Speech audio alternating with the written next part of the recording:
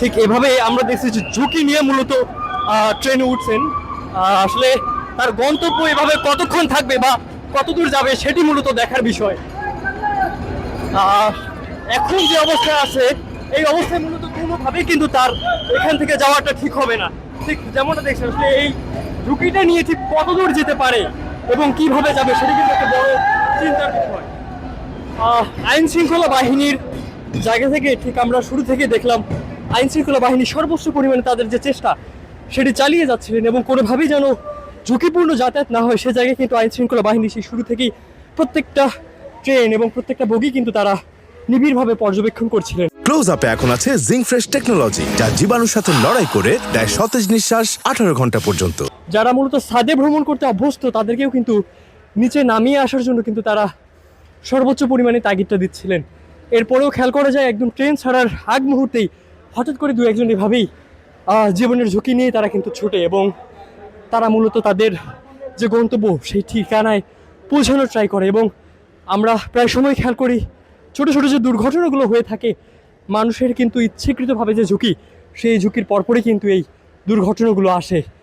আমরা ঠিক একজনকে দেখলাম খুব কষ্ট করে কিন্তু তিনি মূলত সেই ট্রেনে উঠেই গেলেন। আপনাকেও দেখলাম দৌড়ে দৌড়ে ওঠার চেষ্টা করছিলেন। এই যে ঝুঁকি কেন নেন ঝুঁকিটা?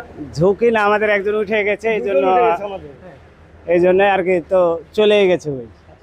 মানে যে দৌড়টা দিলেন তাতে কি পৌঁছাতে পারতেন কি মনে হয়? না না, উঠা যেত না, গ্যাঞ্জাম তো, জায়গা পেলে হয়তো উঠতে পারতাম। এই যেটা দেখলেন সর্বশেষ একদম ঝুলে গেল, কতটুকু ঠিক এটা? এটা ঠিক না, এটা ঠিক না যে এইভাবে ঝুলন্ত অবস্থায় যাওয়ার দরকার, পরবর্তীতে কাটতে যাবো, তবু এটা ঠিক না।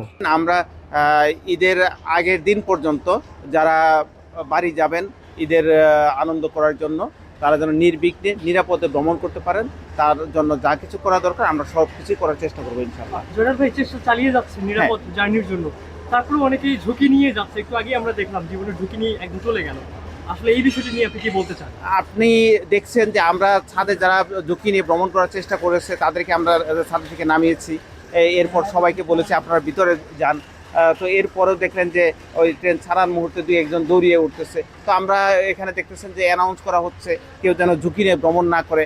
তো সেটা আমরা সবসময় চেষ্টা করে যাচ্ছি এবং চেষ্টা করবো ইনশাল্লাহ যাতে ঝুঁকি। ঠিক যেমনটা শুনলেন আসলে তারা তাদের জায়গা থেকে সর্বোচ্চ যে চেষ্টা সেটি কিন্তু চালিয়ে যাচ্ছেন এবং আমরা আপনাদেরকে দেখানোর চেষ্টা করতেছিলাম ঠিক শুরু থেকে মূলত আইন শৃঙ্খলা বাহিনীর জায়গা থেকে তারা তাদের যে সর্বোচ্চ যে চেষ্টা জনসাধারণের একটা নিরাপদ যাতায়াত সেটি কিন্তু তারা নিশ্চিতকরণে কাজ করছেন এবং প্রত্যেকটা ট্রেন মূলত যেন সেই সকল যারা টিকিট ক্রেতা তারা যেন তাদের আসনে ঠিকভাবে বসতে পারেন কিংবা তাদের গন্তব্যে যেতে পারেন সেই জায়গাতেও কিন্তু তাদের সর্বোচ্চ পরিমাণে নজরদারি আমরা খেয়াল করছি।